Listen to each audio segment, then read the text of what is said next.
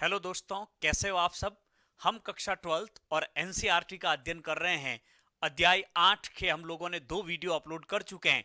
आज ये अंतिम वीडियो है इस अध्याय का। मुझे लगता है 50 मिनट के करीब ये वीडियो होगा, लेकिन बड़ा रोचक वीडियो आप लोगों के लिए होगा। बहुत सी नई जानकारियां आप लोगों को मिलेगी। इससे पहले हमने कश्मीर, पंजाब की समस्या के बारे में चर्चा की। गोवा और सिक्किम के विलय के बारे में भी हम लोगों ने अध्ययन किया है। यदि वो वीडियो आप लोगों ने नहीं देखे हैं तो प्लेलिस्ट में जाकर अवश्य उनको देखें। आज हम क्या पढ़ने वाले हैं, थंबनेल में आप लोगों को सारी बातें एकदम स्पष्ट दिख रही है। आइए हम लोग आज क्या पढ़ने वाले हैं उसके बारे में चर्चा करें। आज मुख्यतः जो हम लोगों का टॉपिक होने वाला है वो है आप लोगों का पूर्वोत्तर। पूर्वोत्तर जहां 7 राज्य हैं और इन 7 राज्यों को हम 7 बहनों के नाम से, 7 सिस्टर के नाम से भी जानते हैं। आप ये भी जानते हैं कि पूर्वोत्तर एक छोटे से गलियारे से हिंदुस्तान में जुड़ा हुआ है। इसके कारण वहां पर कई प्रकार की दिक्कतें आई और 3 प्रकार की मुख्यतः मांगे वहां से उठी। अर्धवार्षिक परीक्षा में प्रश्न पूछा जा चुका है कि पूर्वोत्तर में कौन सी 3 मांगे उठी। पहली मांग स्वायत्तता की मांग। पूर्वोत्तर में कुछ क्षेत्रों ने, कुछ जनजातियों ने अलग से नए राज्य निर्माण करने के लिए स्वतंत्रता की जब मांग की, स्वायत्तता की मांग की, तब भारत सरकार ने समय समय पर नए राज्यों का निर्माण करके इस समस्या का समाधान किया। एक तो हम बात करेंगे इसकी। नंबर 2 बात होगी अलगाववादी आंदोलन। नए राज्यों का निर्माण करके हम स्वायत्तता की समस्या का समाधान तो कर सकते हैं, लेकिन जब देश की एकता और अखंडता पर प्रश्न उठता है, जब अलगाववाद की मांग होती है, जब जब पृथकवादी मांग होती है, तब देश की एकता और अखंडता के लिए एक बहुत बड़ा खतरा होता है। हम बात करेंगे मिजोरम। यहां पर हम लोग बात करेंगे मिजो पर्वतीय क्षेत्र में चले आंदोलन। और दूसरा हम बात करेंगे नागालैंड।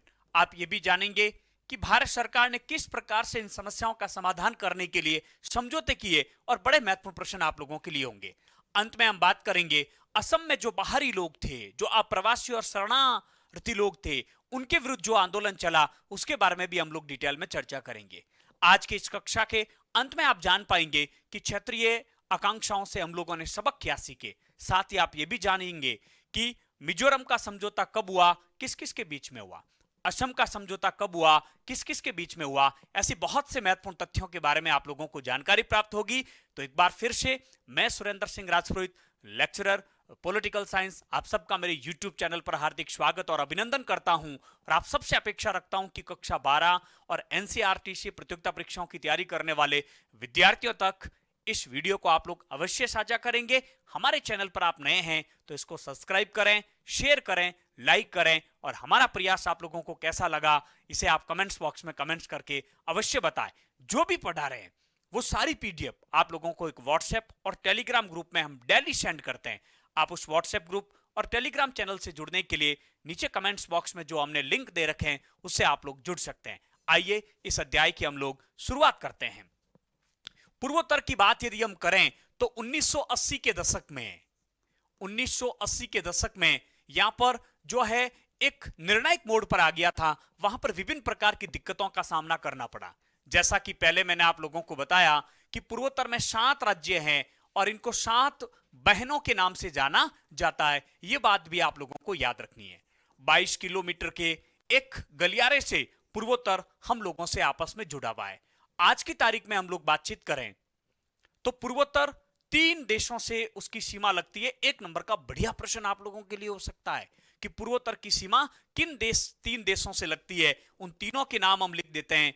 चीन, नंबर 2 म्यांमार, नंबर 3 वर्तमान की बात हम कर रहे हैं बांग्लादेश, लेकिन पहले कौन सा था, पूर्वी पाकिस्तान, बांग्लादेश। तो इन तीनों देशों के नाम भी आप लोगों को याद रखने हैं। पूर्वोत्तर को दक्षिण पूर्व एशिया का प्रवेश द्वार भी कहा जाता है। बहुत अच्छा प्रश्न बनेगा, प्रवेश द्वार भी कहा जाता है। तो यहां तक जो हम लोगों ने बातचीत की, यहां से 2 महत्वपूर्ण प्रश्न आप लोगों के लिए मुझे यहां से दिख रहे हैं।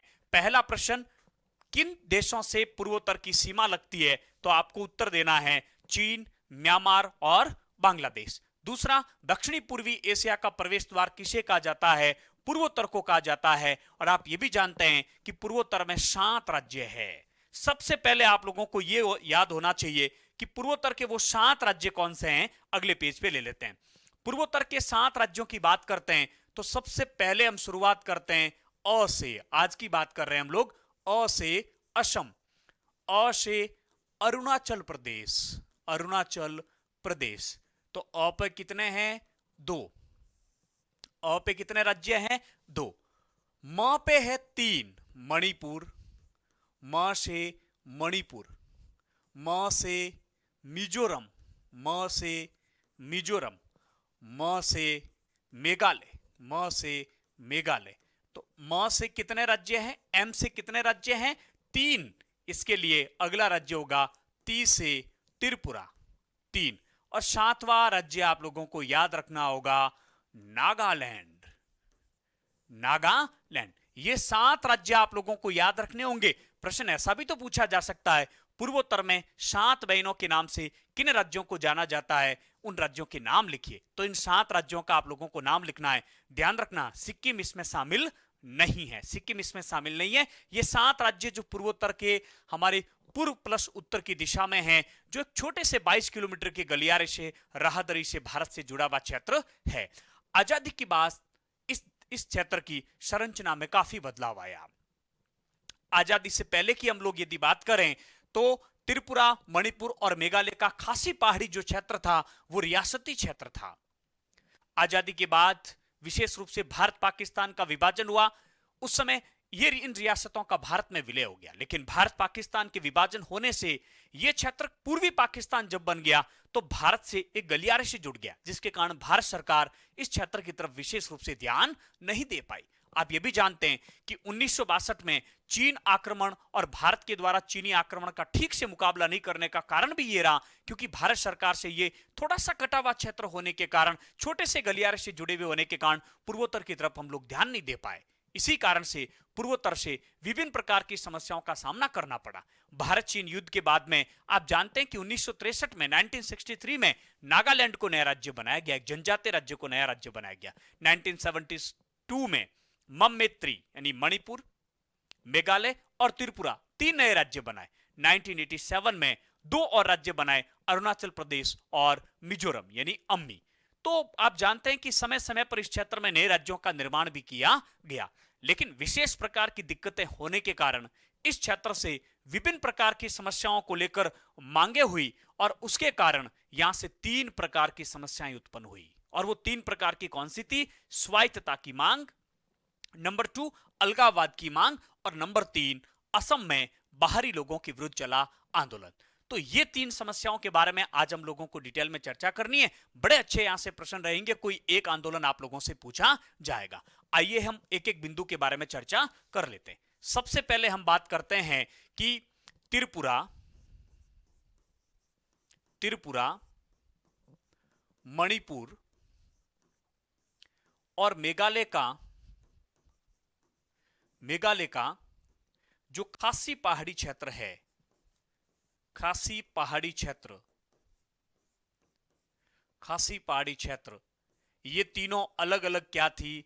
रियासतें। यानी कि भारत में जो 565 रियासतें थी उनमें से 3 रियासतें आपकी थी, त्रिपुरा, मणिपुर और मेघालय।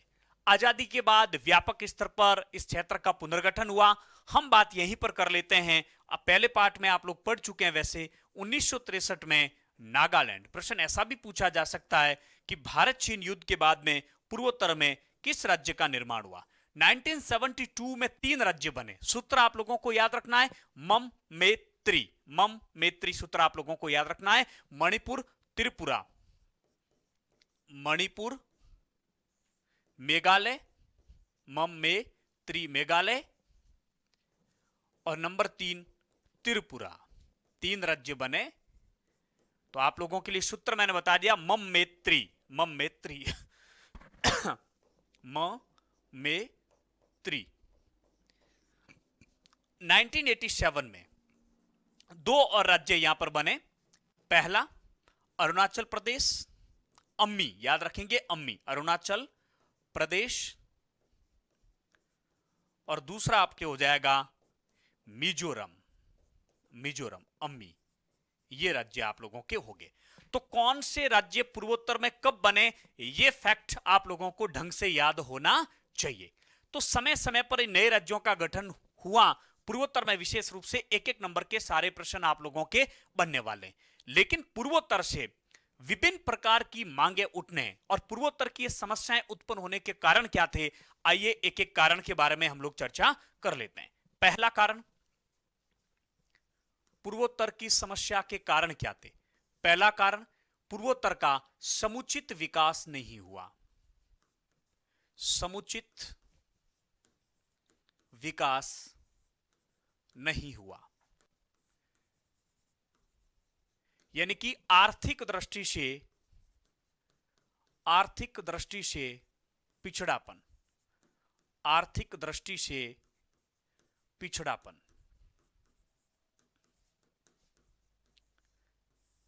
तो सबसे बड़ा कारण तो था कि आजादी के बाद भारत सरकार इसकी तरफ विशेष रूप से ध्यान नहीं दे पाई और आर्थिक पिछड़ापन रहा, विकास इस क्षेत्र का पूरा नहीं हो सका। इसके अलावा अप्रवासी और अप्रवासी से ज्यादा हम बात करें तो शरणार्थियों की समस्या, शरणार्थी समस्या विशेष रूप से बांग्लादेश से बहुत से लोग आकर इन पूर्वोत्तर में बस गए। 1971 के युद्ध के बाद तो स्थितियां और भी नाजुक हो गई, आप लोग जानते हैं। तो उस कारण से पूर्वोत्तर में शरणार्थियों की समस्या होने के कारण भी यहां विशेष प्रकार की दिक्कत रही। इसके अलावा लंबी अंतरराष्ट्रीय सीमा होना, लंबी अंतरराष्ट्रीय सीमा होना, और इतनी लंबी अंतरराष्ट्रीय सीमा होने के बावजूद भी सरकार का इस तरफ कोई विशेष ध्यान नहीं था, सरकार का ध्यान नहीं। इन सभी मुद्दों के कारण यहां की राजनीति काफी संवेदनशील हो गई। संवेदनशील राजनीति, संवेदनशील राजनीति। तो पूर्वोत्तर की समस्या के ये तीन बड़े कारण, 4-5 कारण मैंने आप लोगों को बताए। समुचित आर्थिक विकास नहीं होना, आर्थिक दृष्टि से पिछड़ापन, अप्रवासी और शरणार्थियों की समस्या और लंबी अंतरराष्ट्रीय सीमा हम बात कर चुके हैं। 3 देशों से इसकी सीमा लगती है और संवेदनशील राजनीति होने के कारण पूर्वोत्तर की समस्या तेज गति से आगे बढ़ती गई। लेकिन पूर्वोत्तर में 3 प्रकार की मांगे उठी। कितने प्रकार की मांगे उठी, यह प्रश्न अर्धवार्षिक में पूछा जा चुका है। पूर्वोत्तर में देखिए क्या प्रश्न पूछा गया था, मैं एकदम लैंग्वेज टाइप उसको पढ़ के सुना देता हूं। प्रश्न यह था कि पूर्वोत्तर कहां गया वो,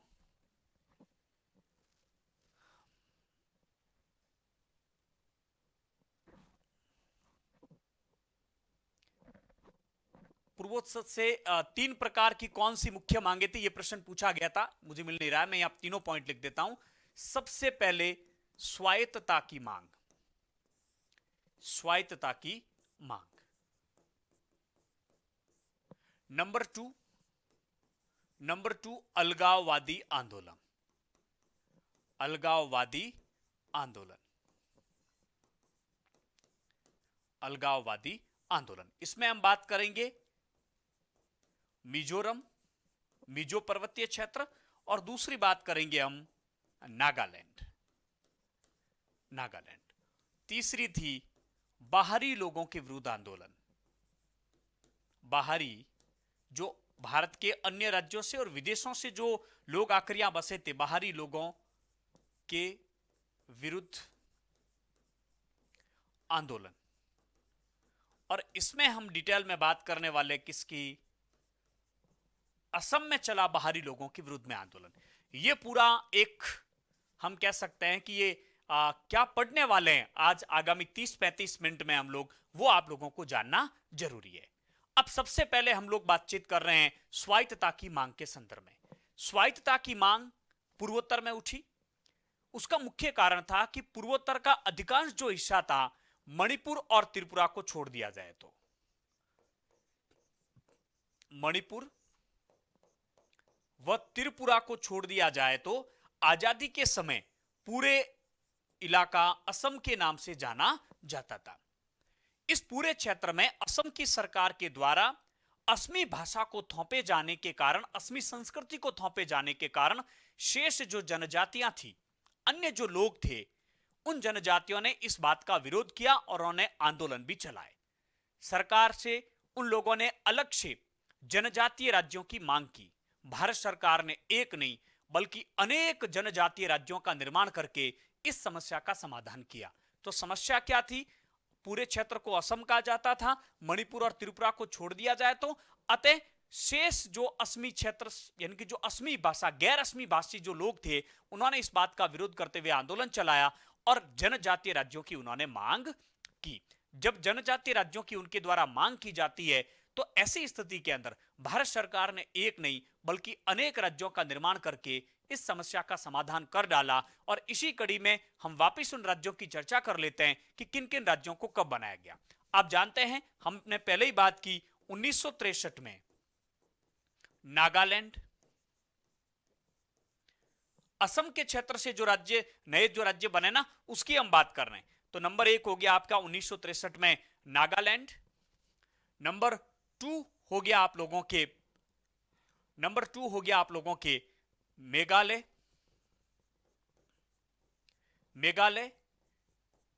मिजोरम और अरुणाचल प्रदेश।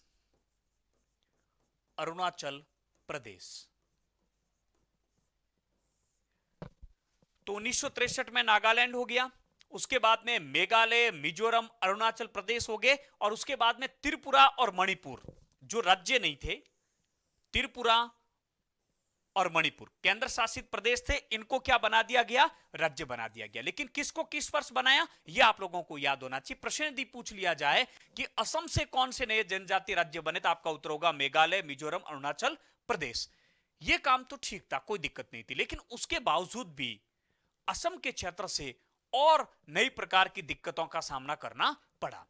यानी कि असम के अंदर और कुछ जनजातियां थी, वो अलग से नए राज्यों की मांग कर रही थी, जिसमें दिमसा, कर्मी और बोडो जनजातियां भी नए राज्यों के निर्माण की मांग कर रही थी। अब आप जरा सोचिए, क्या इतने छोटे छोटे राज्य बनाना संभव है? नहीं। तो इस समस्या का समाधान करने के लिए हम लोगों ने विशेष रूप से 3 ध्यान रखना जनजातियां। आपसे प्रश्न यह भी पूछा जा सकता है कि असम की किन्हीं 3 जनजातियों के नाम बताइए, बोडो, कर्बी और दिमसा। इन्होंने भी नए राज्यों के निर्माण की मांग उठाई, लेकिन भारत सरकार ने इस समस्या का समाधान करने के लिए हमारे संघीय प्रावधानों का उपयोग करते हुए इन्हें स्वायत्त जिला परिषद या जिला परिषद के भीतर स्वायत्तता का प्रावधान किया। इस समस्या के समाधान के लिए सबसे पहले हम यदि बात करें तो कर्बी व दिमसा, इन दोनों जनजातियों को जिला परिषद के अंतर्गत स्वायत्तता दी गई। जिला परिषद के अंतर्गत स्वायत्तता दी गई, जबकि जो बोडो जनजाति थी, बोडो जनजाति को स्वायत्त परिषद का दर्जा दिया गया। स्वायत्त परिषद का दर्जा दिया गया। तो बहुत अच्छे प्रश्न आप लोगों के बन सकते हैं। असम की किन्हीं 2 या 3 जनजातियों के नाम बताइए, बोडो, कर्बी और दिमसा। और इन्होंने जो नए राज्यों की निर्माण की, भारत सरकार ने नए राज्य नहीं बनाकर इनको एक संघीय प्रावधानों का उपयोग करते हुए कर्बी और दिमसा को तो जिला परिषद के भीतर स्वायत्तता दी गई, जबकि बोडो को स्वायत्त परिषद का क्या दे दिया गया? दर्जा दे दिया गया। तो आपसे यदि प्रश्न पूछा जाता है कि पूर्वोत्तर में स्वायत्तता की मांग को स्पष्ट कीजिए, तो बहुत अच्छी तरीके से आपको इस बात को स्पष्ट करना है कि पूर्वोत्तर में स्वायत्तता की मांग का मुख्य कारण था इन लोगों के ऊपर असमी भाषा को थोपना। मैं लिख देता हूं, मुख्य कारण था असमी भाषा को थोपना मुख्य कारण था। गैर असमी लोगों ने असमी भाषा जो उनके ऊपर थोपी जा रही थी, उसका इन लोगों ने विरोध किया और जनजातीय राज्य की मांग की। तो भारत सरकार ने एक नहीं अनेक जनजातीय राज्यों का निर्माण करके इस समस्या का समाधान किया। उसके बावजूद भी बोडो, कर्मी और दिमसा जैसी नई जनजातियों ने और नए राज्यों के निर्माण की मांग की। तब भारत सरकार ने उनको जिला परिषद, स्वायत्त परिषद और जिला परिषद के भीतर स्वायत्तता देकर इस समस्या का समाधान किया। सेकंड नंबर हम बात कर रहे हैं अलगाववादी आंदोलन। अलगाववादी आंदोलन में सबसे पहले हम बात करेंगे मिजो पर्वतीय क्षेत्र में चले आंदोलन। मिजो पर्वतीय क्षेत्र में चला अलगाववादी आंदोलन। आप सब जानते हैं कि नए राज्यों की निर्माण की मांग करना कोई दिक्कत नहीं हम लोगों को। हमारे पास एक समस्या का समाधान करने के लिए तरीका था कि हम नए राज्यों का निर्माण कर दें और उनको स्वायत्तता दे दें। लेकिन जब भारत के किसी हिस्से से अलगाववाद की मांग होती है, पृथकवाद की मांग होती है, तब देश की एकता और अखंडता के लिए बहुत बड़ी चुनौती का विषय हो सकता है। ऐसी समस्या का समाधान, इस प्रकार की समस्याएं 1970 के दशक में, 1980 के दशक में हमारे देश के सामने आई। खालिस्तान की समस्या थी। हम लोगों ने देखा कि किस प्रकार से ऑपरेशन ब्लू स्टार के माध्यम से उस समस्या का समाधान किया गया। लेकिन मिजो पर्वतीय क्षेत्र के लोगों का मानना था कि हम ब्रिटिश भारत के अंग नहीं थे, इसलिए भारत का हमारे ऊपर किसी प्रकार का कोई अधिकार नहीं है। इसका मतलब मिजो पर्वतीय क्षेत्र के लोगों का यह कहना था कि भारत से हमारा कोई लेना देना नहीं है, हम स्वतंत्र है, हम स्वायत्त है। 1959 में इत्तेफाक से वहां पर उस मिजो पर्वतीय क्षेत्र में अकाल पड़ा और मिजो पर्वतीय क्षेत्र असम के भीतर था, एक जिला, एक स्वायत्त जिला था। असम की सरकार उसकी तरफ विशेष ध्यान नहीं दे पाई। असम की सरकार जब उसके ऊपर ध्यान नहीं दे पाई तो आंदोलन और अधिक उग्र हुआ। वहां के लोगों ने 1966 में लाल डेंगा के नेतृत्व में मिजो नेशनल फ्रंट का गठन कर डाला और अलगाववादी आंदोलन की मांग कर डाली। सशस्त्र संघर्ष किया। भारतीय सेना और मिजो पर्वतीय क्षेत्र के लोगों के द्वारा जो संगठन बनाया गया था मिजो नेशनल फ्रंट, इनके बीच में सशस्त्र संघर्ष हुआ, खूनी लड़ाई हुई। भारतीय सेना को कई बार जो है वायुयान का भी प्रयोग करना पड़ा। ऐसी स्थिति में आम जनता को बहुत सी समस्याओं का सामना करना पड़ा। ऐसी स्थिति में सरकार यानी सेना और आंदोलनकर्ताओं के बीच में झड़पें हुई, हिंसा हुई, आर्थिक और विशेष रूप से मानवीय नुकसान हुआ। अंततः विशेष रूप से इस मिजोरम की अलग राज्य की मांग, अलग देश की मांग करने वाले लाल डेंगा को पाकिस्तान का समर्थन प्राप्त था। लाल डेंगा पूर्वोत्तर में जो पूर्वी जो पाकिस्तान था वह कई उसने अपने वहां पर ठिकाने बनाए और अंततः भारत सरकार और लाल डेंगा के बीच में 1986 में 20 वर्षों के बाद, ध्यान रखना, कंफ्यूज मत होना, पंजाब समझौता 1985 का है, लेकिन लाल डेंगा राजीव गांधी समझौता 1986 का है। 1966 में आंदोलन प्रारंभ हुआ, 1986 में लाल डेंगा और राजीव गांधी के बीच में एक समझौता हुआ, मिजोरम को पूर्ण राज्य का दर्जा दिया गया। आप जानते हैं कि 1987 में मिजोरम भारत का एक राज्य बनता है। आज मिजोरम एक बेहतर राज्य है, कला, साहित्य और विकास के क्षेत्र में पूर्वोत्तर में सबसे अग्रिम पंक्ति में। इस प्रकार से हम समझ सकते हैं कि विभिन्न प्रकार की समस्याओं का सामना भारत सरकार को करना पड़ा।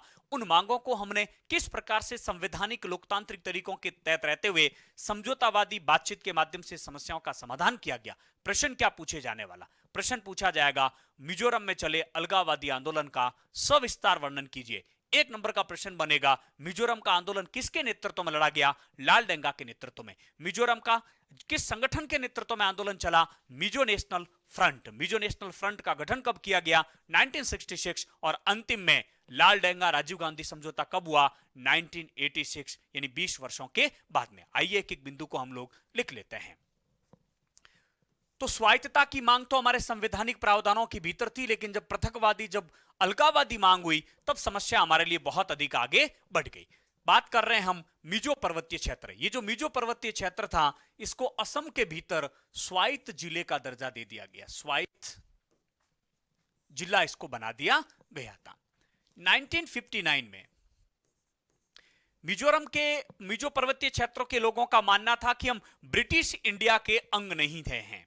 अब जब हम ब्रिटिश इंडिया के अंग नहीं रहे तो हम भारत के भी अंग नहीं है। तो इन लोगों ने कहा कि हम ब्रिटिश इंडिया के अंग नहीं, ब्रिटिश इंडिया के अंग नहीं, ब्रिटिश इंडिया के अंग नहीं है, अतः हम भारत के भी अंग नहीं है। 1959 में इस क्षेत्र में अकाल पड़ा और असम की सरकार ध्यान नहीं दे पाई। असम की सरकार ध्यान नहीं दे पाई, तब यहां के लोग और अधिक गुस्सा हो गए और 1966, ध्यान रखना, 1966 में लाल डेंगा के नेतृत्व में Mizo national front, very important प्रश्न, मिजो नेशनल फ्रंट का गठन किया। किसके नेतृत्व में? लाल डेंगा के नेतृत्व में। वेरी इंपॉर्टेंट प्रश्न है, ध्यान रखना। मिजो नेशनल फ्रंट का गठन किया गया 1966 में और लाल डेंगा के नेतृत्व में इन्होंने अलगाववादी आंदोलन प्रारंभ किया। ये जो आंदोलन था ये एक तरह से सशस्त्र आंदोलन प्रारंभ हो गया, सशस्त्र आंदोलन। ये जो सशस्त्र अभियान जो शुरू हुआ, इस सशस्त्र अभियान में सेना और मिजो नेशनल फ्रंट के बीच में, सेना व मिजो नेशनल फ्रंट के बीच में हिंसक लड़ाइयां लड़ी, हिंसक लड़ाई हुई। मिजो नेशनल फ्रंट के बीच में हिंसक लड़ाइयां हुई। मिजो नेशनल फ्रंट ने गुरिल्ला युद्ध पद्धति, यानी जिसको हम कहते हैं छापामार, जो हमारे शिवाजी ने युद्ध पद्धति अपनाई थी, गुरिल्ला युद्ध पद्धति के माध्यम से सेना से मुकाबला प्रारंभ किया। कुल मिलाकर ये जो आंदोलन हुआ और ये जो सेना और मिजो नेशनल फ्रंट के बीच में जो लड़ाइयां हुई, इससे जो है आम लोगों को बहुत अधिक समस्याओं का सामना करना पड़ा और जनता का गुस्सा और अधिक, विशेष रूप से वायुसेना तक का प्रयोग करना पड़ा, वायुसेना का भी प्रयोग करना पड़ा। इससे स्थानीय लोगों में अलगाववाद, स्थानीय लोगों में अलगाववाद और क्रोध और बढ़ा, क्रोध और बढ़ा। 2 दशक तक चले, यानी कि देखिए 1966 से 1986, 2 दशक, 20 वर्षों तक यह सशस्त्र संघर्ष चला। अंततः भारत सरकार और मिजो नेशनल फ्रंट के बीच में वार्ताओं का दौर प्रारंभ हुआ। पाकिस्तान में निर्वासित जीवन जी रहे थे लालडेंगा। लालडेंगा 1987 में भारत आते हैं। हालांकि लालडेंगा ने पूर्वोत्तर में अपने कई ठिकाने भी स्थापित किए। पूर्वी पाकिस्तान, क्योंकि उस समय पूर्वी पाकिस्तान जो बाद में बांग्लादेश बन गया था, जिनका इनको सपोर्ट दिया गया, अंततः 1989 में लालडेंगा, 1986 में सॉरी 1986 में बहुत अच्छा प्रश्न है। लालडेंगा और भारत के तत्कालीन प्रधानमंत्री थे राजीव गांधी, इनके बीच में एक समझौता होता है जिसे राजीव लालडेंगा समझौते के नाम से भी जाना जाता है। वेरी इंपॉर्टेंट प्रश्न। तो इस प्रकार से लालडेंगा जो है ये संघर्ष की राह छोड़ देते हैं। इस समझौते के तहत मिजोरम को पूर्ण राज्य का दर्जा दिया गया, जो कि असम के भीतर एक स्वायत्त जिला था। मिजोरम को पूर्ण राज्य का दर्जा दिया गया और पूर्ण राज्य का दर्जा दिया गया और कुछ विशेष अधिकार भी दिए गए, कुछ विशेषाधिकार भी दिए गए, कुछ विशेषाधिकार भी दिए गए। इस प्रकार से लालडेंगा बाद में मिजोरम के क्या बने, सीएम बने। मिजोरम के मुख्यमंत्री लालडेंगा बने और आज मिजोरम पूर्वोत्तर का एक विकसित राज्य है। कला साहित्य के क्षेत्र में जो है विकास की दिशा में बहुत महत्वपूर्ण मिजोरम का पूरा ये जो है आज तक का इतिहास रहा है। तो मिजो नेशनल फ्रंट के नेतृत्व में मिजो पर्वतीय क्षेत्र में चले अलगाववादी आंदोलन को स्पष्ट कीजिए। पहले मैंने डिटेल में आपको सारी बातें बताई, फिर सारे पॉइंट भी लिख दिए, क्योंकि पॉलिटिकल साइंस में प्रत्येक प्रश्न का उत्तर किसमें होना चाहिए, पॉइंट में होना चाहिए। मिजोरम के बाद में नंबर 2 हम बात करते हैं नागालैंड की। नागालैंड की कहानी भी मिजोरम की भांति है। यहां से भी अलगाववादी आंदोलन हुआ और यहां से अलगाववादी आंदोलन हुआ अगम्मी जाफू फिजो, अगम्मी जाफू फिजो के नेतृत्व में नागालैंड में भी अलगाववादी आंदोलन हुआ। और इनकी मुख्यतः मांग थी कि 1951, इनकी मुख्यतः मांग थी कि 1951 में इन्होंने, यानी 1951 में अपना आपको भारत से क्या घोषित कर दिया, आजाद। इन्होंने कहा भारत का हमारे ऊपर कोई नियंत्रण नहीं है। लंबे समय तक संघर्ष चला, हिंसक विद्रोह भी हुआ। भारत सरकार और अलगाववादी आंदोलन चलाने वालों के बीच में एक समझौता भी हुआ, लेकिन अन्य संगठनों ने इस समझौते को मानने से क्या कर दिया, इनकार कर दिया। कुल मिलाकर नागालैंड की समस्या का अभी कोई ठीक से ढंग से इस समस्या का समाधान नहीं हुआ है। तो यहां से कोई विशेष प्रश्न बनने वाला है नहीं। एक ही प्रश्न मुझे लगता है वो है नागालैंड का अलगाववादी आंदोलन किसके नेतृत्व में, अगम्मी जाफू फिजो। ये नाम आप लोगों को याद रखना है। आइए इस क्षेत्र की जो तीसरी बड़ी जो समस्या थी, देखिए स्वायत्तता की समस्या के बारे में हमने बात कर दी, समाधान कैसे क्या हमने देख लिया। अलगाववाद की मांग, मिंजो पर्वतीय क्षेत्र विशेष रूप से क्या कारण था और उस समस्या का समाधान 1986 के समझौते के तहत किया गया, उसकी बात कर ली। नागालैंड के बारे में ज्यादा कुछ है नहीं, लेकिन लालडेंगा के बारे में कुछ प्रश्न बन सकते हैं। तो लालडेंगा मिजो नेशनल फ्रंट के संस्थापक थे। 1959 में अकाल के बाद विद्रोही बन गए, भारत के खिलाफ 2 दशकों तक आंदोलन चलाया। वेरी इंपॉर्टेंट, 1986 में प्रधानमंत्री राजीव गांधी के साथ एक समझौता किया और नवनिर्मित जो मिजोरम बना था राज्य, उसके पहले ये क्या बने थे, मुख्यमंत्री भी बने थे। तो लालडेंगा के बारे में 2 बातें बहुत महत्वपूर्ण हैं। मिजो नेशनल फ्रंट के संस्थापक थे, मिजो नेशनल फ्रंट के संस्थापक थे। दूसरी बात, मिजोरम जब राज्य बना तब इसके क्या बने, मुख्यमंत्री बने। तीसरी बात हम कह सकते हैं 1986 में राजीव गांधी भारत के प्रधानमंत्री थे, राजीव गांधी के साथ इनका क्या हुआ, समझौता हुआ। ये 3 फैक्ट आपको इनके संदर्भ में याद रखने हैं। अगला, अगम्मी जाफू फिजो, नागालैंड की आजादी के आंदोलन का इन्होंने नेतृत्व किया। नगा नेशनल काउंसिल के ये अध्यक्ष थे, ध्यान रखना, नगा नेशनल काउंसिल के अध्यक्ष थे। भारत सरकार के खिलाफ सशस्त्र संघर्ष की शुरुआत हुई, भूमिगत हुए, पाकिस्तान में शरण ली, जीवन के अंतिम 3 दशक इन्होंने ब्रिटेन में गुजारे थे। कुछ बातें यहां पर 1 मिनट वहीं पर लिख देते हैं। जो स्वायत्तता की मांग हुई थी, उस स्वायत्तता की मांग के तहत पूर्वोत्तर के लोगों ने 1-2 संगठन बनाए थे। उन संगठनों के नाम हम लोगों को लिख लेने चाहिए विशेष रूप से।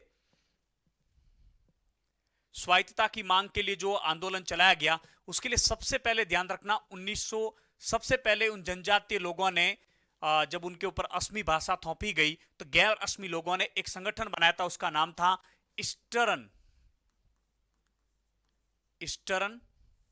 India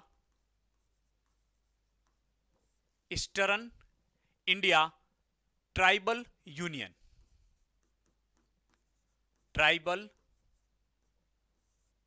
union. तो ऐसे प्रश्न 1-1 नंबर के प्रश्न पूछे जा सकते हैं। तो गैर असमी लोगों ने स्वायत्तता की मांग करने के लिए एक संगठन बनाया जिसका नाम था ईस्टर्न इंडिया ट्राइबल यूनियन, और उसके बाद में 1960 में ये एक बड़े संगठन के रूप में तब्दील हो गया जिसका नाम था all party hills conference. All party hills conference. यह बहुत महत्वपूर्ण है, ध्यान रखना। बाई चांस 1 नंबर का प्रश्न पूछ ले कि पूर्वोत्तर के लोगों ने स्वायत्तता की मांग के लिए किस संगठन का गठन किया था, तो पहले किया था ईस्टर्न इंडिया ट्राइबल यूनियन, और यह बाद में हो गया ऑल पार्टी हिल्स कॉन्फ्रेंस। और इसके तहत इन्होंने जब मांगे की तो नए राज्यों का निर्माण करके समस्या का क्या किया, समाधान किया। आ जाइए, अंत में हम लोग बात कर लेते हैं आगामी जाफू फिजो की बातचीत हो गई। अब बात करेंगे हम लोग असम में जो आंदोलन चला, असम में बाहरी लोगों के विरुद्ध आंदोलन। ये तीसरा है, बाहरी लोगों के विरुद्ध आंदोलन। और ये जो बाहरी लोगों के विरुद्ध आंदोलन चला, ये विशेष रूप से राज्य यदि आप लोगों से पूछा जाए तो आपका उत्तर क्या होगा, असम। लेकिन प्रश्न यह भी तो पूछा जा सकता है कि असम में बाहरी लोगों के विरुद्ध आंदोलन का मुख्य कारण क्या था। असम में बाहरी लोगों के विरुद्ध आंदोलन का जो पहला कारण था वो ये था कि असम में भारत के विभिन्न राज्यों से बहुत से लोग आकर निवास कर गए थे, जिनको हम अप्रवासी कहते हैं। 1971 के भारत पाक युद्ध के बाद में लाखों की संख्या में बांग्लादेशी शरणार्थी यहां आकर बस गए थे। चकमा शरणार्थियों की समस्या का इनको सामने करना पड़ा। इन लोगों को लगा कि हम तो अल्पसंख्यक हो गए और बाहर से आने वाले लोग क्या हो रहे हैं, बहुसंख्यक। भारत के विभिन्न राज्यों से आकर रहने वाले लोग, मतदाता सूची में उनके नाम लगातार जुड़ते जा रहे थे। उनको लगा कि राजनीतिक दृष्टि से भी हम पिछड़ जाएंगे क्योंकि बाहरी लोगों की संख्या यहां पर ज्यादा हो जाएगी। साथ ही साथ असम में तेल की, कोयले की, विशेष रूप से प्राकृतिक संसाधन होने के बावजूद भी असम में गरीबी थी। इन लोगों को लगता था कि हमारी गरीबी का मुख्य कारण जो है वो कौन है, ये बाहरी लोग हैं जो यहां पर निवास कर रहे हैं। आर्थिक मुद्दे भी थे, आर्थिक रूप से पिछड़ा हुआ होना, भी इसका मुख्य कारण था। उन लोगों को लगा कि बाहरी लोग राजनीतिक सत्ता भी प्राप्त कर लेंगे, आर्थिक स्थिति में मजबूत हो जाएंगे, और उस क्षेत्र की जो जमीनें बाहरी लोगों के द्वारा खरीदी जा रही थी उस बात को लेकर भी ये शंका में थे। इन सारे मुद्दों को लेकर इन लोगों ने एक मांग रखी सरकार के सामने कि 1951 के बाद जितने भी लोग असम में आकर निवास कर रहे हैं उन सब लोगों की पहचान की जाए और उन सब लोगों को यहां से क्या निकाला जाए, बाहर निकाला जाए। इस प्रकार की समस्या भारत की एकता और अखंडता के लिए बहुत बड़ी दिक्कत थी। दिक्कत इसलिए थी क्योंकि दिक्कत इसलिए थी क्योंकि क्योंकि भारत बाहर से जो लोग आए, विदेशों से जो लोग आए, उनको तो बाहर निकालना ठीक है, लेकिन भारत के अन्य राज्यों से आए लोगों को वहां से किस प्रकार से बाहर निकाला जाए, तब उन लोगों ने एक बड़ा आंदोलन किया। तो इस आंदोलन के कारण क्या थे? सबसे पहला कारण रोजगार के अवसर। उनको लग रहा था कि हमारे रोजगार के जो अवसर है वो समाप्त हो रहे हैं। रोजगार के अवसर क्या हो रहे हैं? समाप्त हो रहे हैं, क्योंकि बाहरी लोग रोजगार प्राप्त कर रहे हैं। दूसरा, इनको लगा कि राजनीतिक सत्ता भी हमसे दूर चली जाएगी, राजनीतिक सत्ता भी हमसे दूर चली जाएगी, क्योंकि मतदाता सूचियों में इन लोगों के नाम तेज गति से आगे जुड़ रहे थे। इन लोगों का मानना था कि बाहर से जो, विशेष रूप से बांग्लादेश से जो मुस्लिम आबादी बड़ी संख्या में, मुस्लिम आबादी का वहां पर जो है मुस्लिम आबादी का जो है वहां पर असम में बस गई थी, मुस्लिम आबादी का बसना। फिर मैंने आप लोगों को बताया राजनीतिक सत्ता का ऐतराज था, जमीन हथियारे थे। इनका मानना था कि हमारी जमीनें जो है ये लोग हथिया रहे हैं, जमीन हथियाना, जमीन हथियाना। इन लोगों को लगा कि हम अपने ही प्रदेश में क्या बन के रह जाएंगे, अल्पसंख्यक बन के रह जाएंगे। और छठा कारण था कि तेल,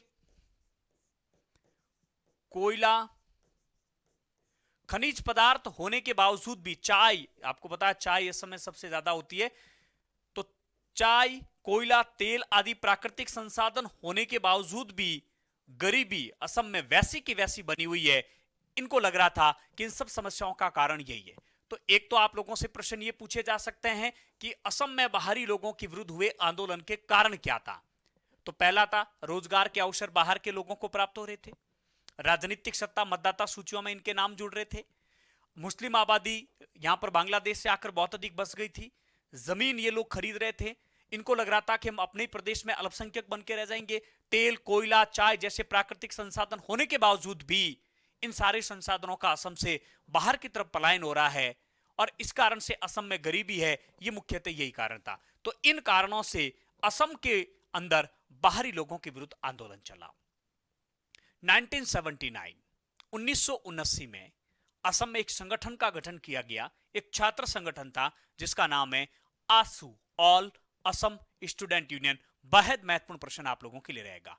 ऑल असम स्टूडेंट यूनियन के नेतृत्व में असम में बाहरी लोगों के विरुद्ध आंदोलन चला, और इसकी मुख्य मांग थी कि 1951 के बाद जितने भी लोग यहां पर आकर रहे हैं, चाहे भारत के अन्य राज्यों से आए चाहे विदेशों से आए, उन सब की पहचान की जाए और उनको असम से बाहर निकाला जाए।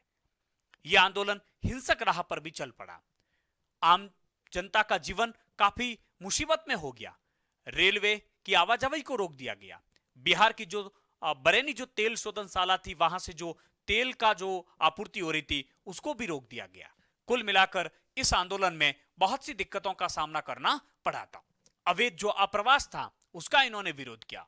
इसके अलावा अन्य लोगों के दबदबे का इन्होंने विरोध किया। मतदाता सूचियों में जो अप्रवासियों के नाम जो जोड़े जा रहे थे उन लोगों को लेकर इन्होंने विरोध किया।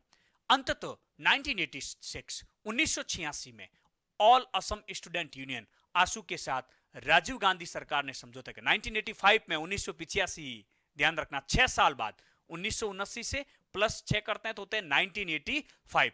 1985 में ऑल असम स्टूडेंट यूनियन के साथ में राजीव गांधी का समझौता हुआ, जिसे हम कह सकते हैं असम समझौते के नाम से भी जान सकते हैं। और उस समझौते में इस बात पर मुहर लगी कि 1971 1971 के बाद, यानी कि भारत पाकिस्तान युद्ध के बाद जितने भी लोग यहां पर आए उन सबकी पहचान करके उनको वापस भेजा जाएगा। खैर ये समझौता हो गया, लेकिन इसके बावजूद भी इस समस्या का खुशगवार हल अभी तक नहीं निकला। त्रिपुरा में आज भी बाहरी लोगों के विरुद्ध में बहुत बड़ी दिक्कत चल रही है। वहां के लोगों को लग रहा है कि हम अल्पसंख्यक हो गए। इसी प्रकार की समस्या अरुणाचल प्रदेश में भी है। आइए एक एक पॉइंट को लेकर इसके बारे में चर्चा हम लोग करते हैं। तो मुख्यतः इस आंदोलन का नेतृत्व किया था आसू। वेरी इंपॉर्टेंट प्रश्न, ऑल पूरा नाम पूछा जाएगा, all Assam student union, student union, all Assam student union. बहुत अच्छा प्रश्न है। और यह जो आंदोलन चला था वो 1979 1979 में प्रारंभ हुआ और 1985 में समझौता हुआ। 6 वर्षों तक याद रखना, गलत नहीं होगा प्रश्न, 6 वर्षों तक आप लोगों को याद रखना है। और इसकी मुख्य मांग थी कि 1951 के बाद जितने भी अप्रवासी और जितने भी शरणार्थी यहां पर आए हैं, अन्य देशों से आए हुए लोगों को हम शरणार्थी कहते हैं, उनकी पहचान की जाए और इनको वापस अपने स्थान पर भेजा जाए। लेकिन और इस आंसू की मुख्य मांग क्या थी? तो आंसू की 3 मांग थी कि जो अवैध अप्रवास है, अवैध अप्रवास, और जो विशेष रूप से बंगाली जो लोग यहां पर आए हैं, और इन बंगाली लोगों का जो दबदबा है वो समाप्त होना चाहिए। और जो मतदाता सूची में लाखों लोगों के नाम जो दर्ज हुए, मतदाता सूची में जो लाखों नाम दर्ज हुए, उन सब की पहचान की जाए और उन नामों को वहां से हटाया जाए। 1951 के बाद आए लोगों को पहचान करके वापस अपने क्षेत्र में भेजने की बात कही। रेलगाड़ियों की आवाजाही को रोका गया। बिहार स्थित बरौनी तेल शोधन कारखाने की तेल आपूर्ति रोकने की भी कोशिश की गई। आंदोलन के दौरान रेलगाड़ियों, क्योंकि रेल के माध्यम से ही लोग वहां आते थे, रेलगाड़ियों को रोकने की कोशिश की गई। बरौनी तेल शोधनशाला जो बिहार में है, कहां पर है? बिहार के अंदर बरौनी तेल शोधनशाला कहां पर है? प्रश्न पूछ ले, ध्यान रखना, बिहार में। उसकी तेल आपूर्ति रोकने की कोशिश भी की गई। 6 साल की सतत अस्थिरता के साथ में, 6 साल की सतत अस्थिरता के साथ में, ध्यान रखना 6 वर्ष आप लोगों को याद रखना है, 1979 से 1985 के बीच में अस्थिरता के बाद में ऑल असम स्टूडेंट यूनियन यानी कि आसू और राजीव गांधी, तत्कालीन प्रधानमंत्री थे हमारे देश के, राजीव गांधी के बीच में एक समझौता होता है जिसे हम असम समझौते के नाम से भी जानते हैं। 1985 असम समझौता। और इस असम समझौते के तहत इस बात पर सहमति बनी कि 1971 भारत पाकिस्तान युद्ध के बाद में 1971 के बाद जितने भी अप्रवासी और शरणार्थी यहां पर आए हैं उन सब लोगों की पहचान की जाएगी और उन्हें अपने क्षेत्र में भेजा जाएगा। खैर यह समझौता तो हो गया, लेकिन समझौते के बाद भी इस समस्या का कोई विशेष समाधान नहीं हुआ है। त्रिपुरा में यह समस्या इसी प्रकार की बनी हुई है। अरुणाचल प्रदेश में भी यह समस्या इसी प्रकार से बनी हुई है, इसी प्रकार से बनी हुई है। अरुणाचल प्रदेश के अलावा जो है मिजोरम में भी यह समस्या इसी प्रकार की बनी हुई है। मिजोरम। तो एक और फैक्ट आप लोगों को याद रखना है कि चकमा शरणार्थियों की समस्या, चकमा शरणार्थियों को लेकर किन 2 देशों के बीच में विवाद का विषय है? तो आपका उत्तर होना चाहिए भारत और बांग्लादेश। भारत और बांग्लादेश, चकमा शरणार्थी। तो वेरी इंपॉर्टेंट तो बात है 1985 का समझौता। पहली बात, कौन सा संगठन था? या आसू का संगठन था? यह बहुत महत्वपूर्ण प्रश्न है राजीव गांधी के साथ में। तो तीनों बातें हमने की, मिजोरम की बात भी हुई, हम लोगों ने स्वायत्तता की मांग भी की, मिजोरम की बात भी की और असम की बात भी हमने की। इस अध्याय में 3 समझौता है, तीनों को मैं अलग अलग कर लेता हूं। तीनों ही समझौते राजीव गांधी के साथ में हुआ, क्योंकि राजीव गांधी इस समय देश के हमारे क्या थे, प्रधानमंत्री। तो राजीव गांधी के साथ 3 समझौते कब और किस किस के बीच में हुए? सबसे पहले 1985 पंजाब समझौता, पंजाब समझौता, कंफ्यूज नहीं होना, गलत नहीं होना चाहिए। और यह समझौता हुआ हरचंद सिंह लोंगोवाला, हरचंद सिंह लोंगेवाल, इसे पंजाब समझौते के नाम से जाना जाता है। 5 बातों पर इसके तहत समझौता हुआ था। यह तो हो गया 1985। 1984 में सिख दंगे हुए, इंदिरा गांधी की हत्या हुई, अगले ही साल यह समझौता हुआ, ऐसे आप लोग याद रख लोगे। नंबर टू 1985 में, 1985 में असम समझौता। कौन सा समझौता? असम समझौता। इसको आप लोगों को कैसे याद रखना है कि पंजाब में 3 शब्द है 1985, असम में भी 3 शब्द है 1985, और यह समझौता हुआ आसू, आसू जो all Assam student union, all Assam student union एक छात्र संगठन था, इसके साथ में समझौता हुआ। और इसको याद आप ऐसे भी रख सकते हैं कि बाहरी लोगों के विरुद्ध आंदोलन 1979 में प्रारंभ हुआ और 1985 में 6 वर्षों के बाद, कितने वर्षों के बाद में समझौता हुआ? 6 वर्षों के बाद। और नंबर 3 बहुत महत्वपूर्ण है आप लोगों के, यह हुआ 1986 में, 1986 में, और यह हुआ था लाल डेंगा के साथ में। किसके साथ में? लाल डेंगा के साथ में। लाल डेंगा जो कि किसके नेता थे? Mizo national front. बहुत महत्वपूर्ण प्रश्न है, Mizo national front, Mizo national front. और यह आंदोलन 20 वर्षों तक चला था, 1966 से 1986 तक यह आंदोलन चला था। तो मुझे लगता है कि तीनों समझौते, राजीव गांधी पंजाब समझौता, राजीव गांधी लोंगेवाला समझौता, असम समझौता, राजीव गांधी आसू के साथ में, 1986 में राजीव गांधी लाल डेंगा के साथ में समझौता, ये जो सारणी मैंने आप लोगों के सामने बनाई है ना, मुझे पूरा विश्वास है आपको नंबर देकर जाएगी। ये बहुत ढंग से इसको कॉपी में लिखकर रजिस्टर में, वैसे पीडीएफ आप लोगों को मिलेगी, बहुत ढंग से सारे फैक्ट और तथ्य आप लोगों को याद करने। आ जाइए अंत में हम लोग बात कर लेते हैं समाहार और राष्ट्रीय अखंडता की। प्रश्न क्या बनेगा कि क्षेत्रीय आकांक्षाओं से हम लोगों ने क्या सबक सीखे? क्षेत्रीय आकांक्षाएं से हम लोगों ने सबक क्या सीखे? क्या सबक सीखे भारतीय लोकतंत्र ने?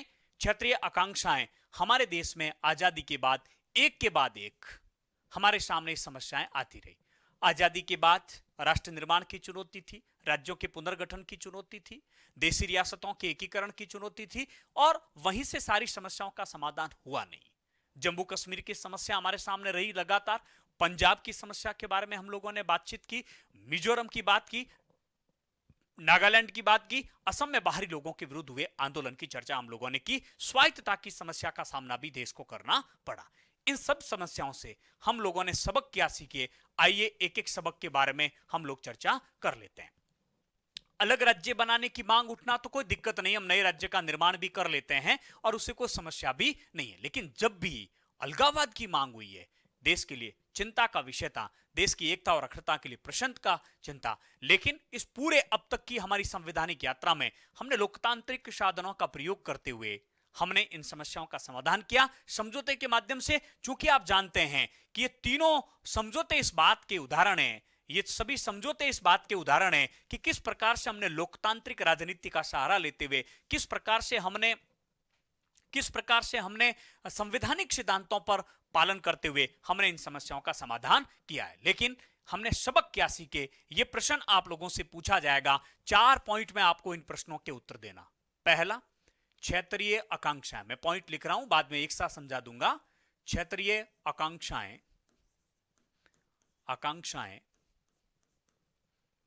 क्षेत्रीय आकांक्षाएं लोकतांत्रिक राजनीति की, लोकतांत्रिक राजनीति, क्षेत्रीय आकांक्षाएं लोकतांत्रिक राजनीति का अभिन्न अंग, अभिन्न अंग है, अभिन्न अंग है। आपको जन आंदोलन वाला पाठ भी याद आ रहा होगा, हमने पहला ही सबक ये लिखा था। जहां लोकतंत्रात्मक शासन होगा वहां जनता अपनी मांगे रखेगी। इस प्रकार की मांगे होगी, क्षेत्रवाद की मांग होगी, क्षेत्रीयवादिता की मांग होगी। आवश्यकता इस बात की है कि सरकार शांति से, धैर्य से, लोकतांत्रिक साधनों, संवैधानिक साधनों का प्रयोग करते हुए ऐसी समस्याओं का समाधान करें।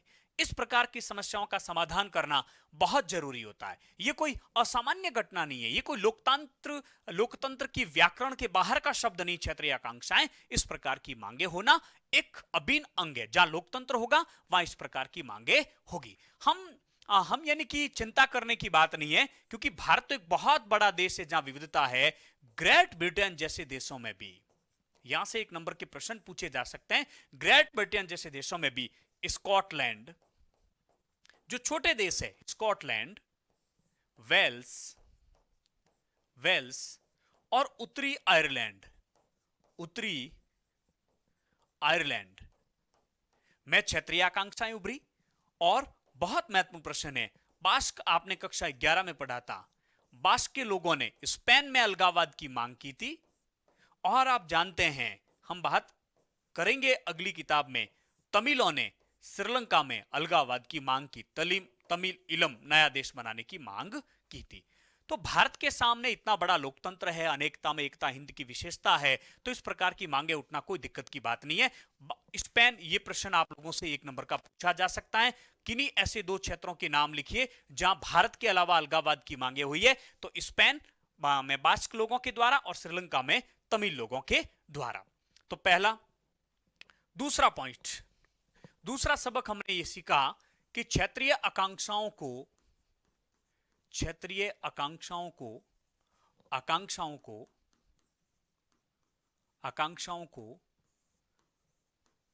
दबाने के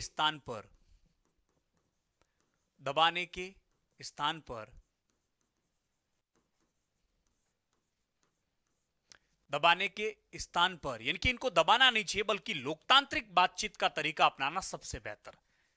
दबाने के स्थान पर लोकतांत्रिक बातचीत का तरीका बेहतर है। हमने यह सबक सीखा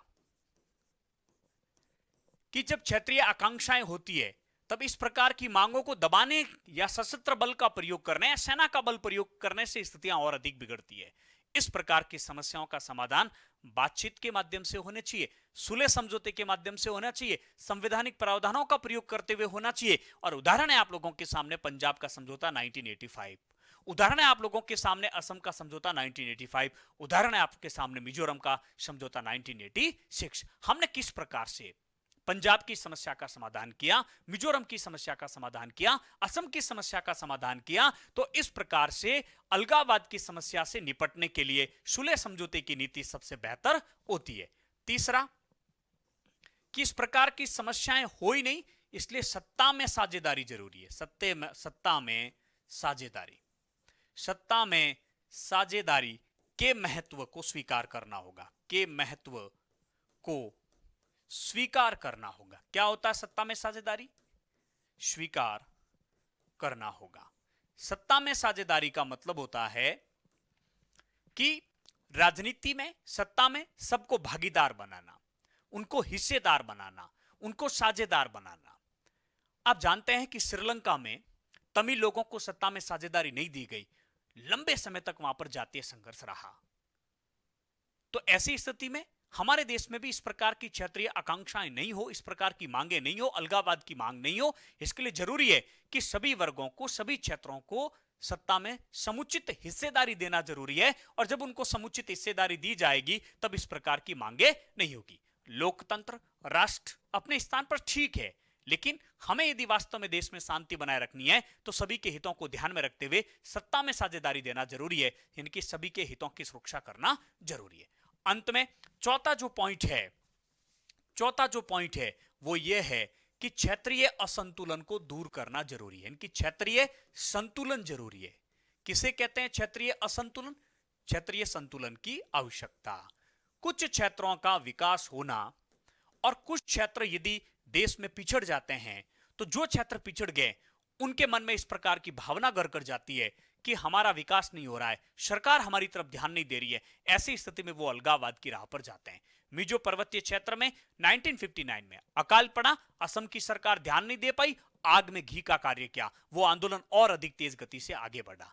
हमारे देश में भी कुछ क्षेत्रों का तेज गति से विकास हो गया और कुछ क्षेत्रों का विकास नहीं हुआ। ब्रिटिश काल में जिन क्षेत्रों का अंग्रेजों ने अपने स्वार्थ के हिसाब से विकास किया वो बड़े बड़े महानगर बन गए। आजादी के बाद प्रथम द्वितीय तृतीय पंचवर्षीय योजनाओं के माध्यम से कुछ क्षेत्र लाभान्वित हो गए, कुछ लाभान्वित नहीं हुए। हरित क्रांति के माध्यम से जो राज्य लाभान्वित हो गए वो विकसित हो गए, बाकी पिछड़ गए। जहां जहां पिछड़ापन है, आर्थिक समस्या है, वहां से इस प्रकार की समस्याएं ज्यादा होती है।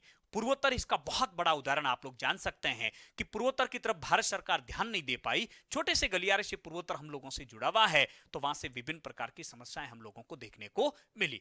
आवश्यकता इस बात की है कि भारत में जितने भी पिछड़े क्षेत्र हैं उन सब पिछड़े क्षेत्रों का समुचित विकास करके क्षेत्रीय संतुलन स्थापित करने की आवश्यकता है, ताकि क्षेत्रीय असंतुलन को समाप्त किया जा सके। आपसे प्रश्न पूछे जाएंगे ये, और बड़ा अच्छा प्रश्न रहेगा। सबसे महत्वपूर्ण बात तो यह है कि हमारे संविधान निर्माता बड़े दूरदर्शी थे, उन्होंने बड़े सूझबूझ से कार्य किया। उन्होंने संविधान में ऐसे बहुत से प्रावधान रखे जिसके माध्यम से इन समस्याओं का समाधान किया जा सके। आप जानते हैं कि हमारे देश में अनुच्छेद 370 के तहत हमने जम्मू कश्मीर को विशेष दर्जा दे रखा था। हालांकि जम्मू कश्मीर पुनर्गठन अधिनियम 2019 के तहत इसकी धारा 2 और 3 के तहत जो विशेष दर्जा था उसको समाप्त कर दिया। अनुच्छेद 371 के तहत आज भी पूर्वोत्तर के राज्य और कुछ पहाड़ी क्षेत्र है जिनको हमने विशेष स्वायत्तता दे रखी, विशेष प्रावधान कर रखे हैं।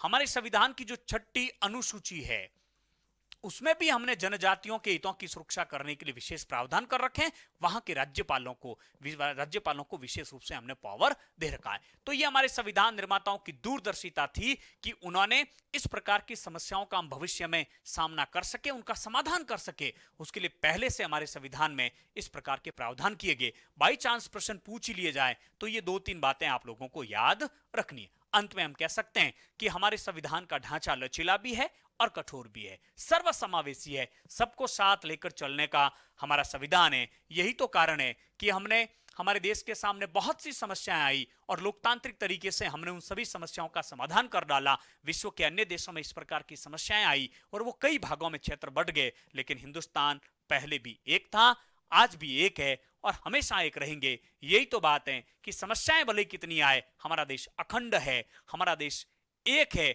और हमें इस बात का गर्व है कि हम सब हिंदुस्तानी हैं। हम भारत के भरत खेलते सिंहों की संतान से इस मिट्टी पर जन्म लेना बड़े गर्व की बात है। साहस और वीरता हमारे पुरखों की सौगात है। तो हिंदुस्तान के निवासी होना हम सब के लिए गर्व का विषय है। छोटी मोटी दिक्कतें देश के इतिहास में आती रहती है, उन सब समस्याओं का समाधान करने के लिए हम सब लोगों को हमेशा तत्पर रहना चाहिए। राष्ट्र हमारे लिए सर्वोपरि होना चाहिए। तो ये था आपका बड़ा डिटेल में हम लोगों ने इस अध्याय के बारे में बात की। आपने देखा होगा तीनों वीडियो लगभग 1-1 घंटे के बने हैं, तो इससे आप जान सकते हैं कि इसके 4 वीडियो बनाने थे, लेकिन मैंने सोचा 3 वीडियो में इस अध्याय को पूरा करवाऊं। कैसा लगा हमारा यह अध्याय? एक बार में समझ में नहीं आए तो दूसरी बार इसको पढ़ें, सारी समस्याओं का आपके समाधान होगा। लगातार पढ़ते रहिए, अनवरत पढ़ते रहिए। मैं अक्सर कहता हूं कि उड़ान से रिश्ता रखता है पंछी, उड़ान से रिश्ता रखता है पंछी, आसमान से रिश्ता रखता है पंछी, मंजिल चाहे दूर कितनी भी क्यों ना हो, थकान से कब रिश्ता रखता है पंछी, थकान से कब रिश्ता रखता है पंछी। इन पंक्तियों से आप लोग प्रेरित हो, लगातार पढ़े, अनवरत पढ़े, अच्छे पढ़े। इन्हीं शुभकामनाओं के साथ में एक नए वीडियो के साथ में, अध्याय 9 नए बदलाव के साथ में, इस किताब के अंतिम वीडियो के साथ में फिर से आप लोगों के सामने जल्द हाजिर होंगे। थैंक यू वेरी मच जुड़ने हेतु, अंत तक इस वीडियो को देखने हेतु। धन्यवाद।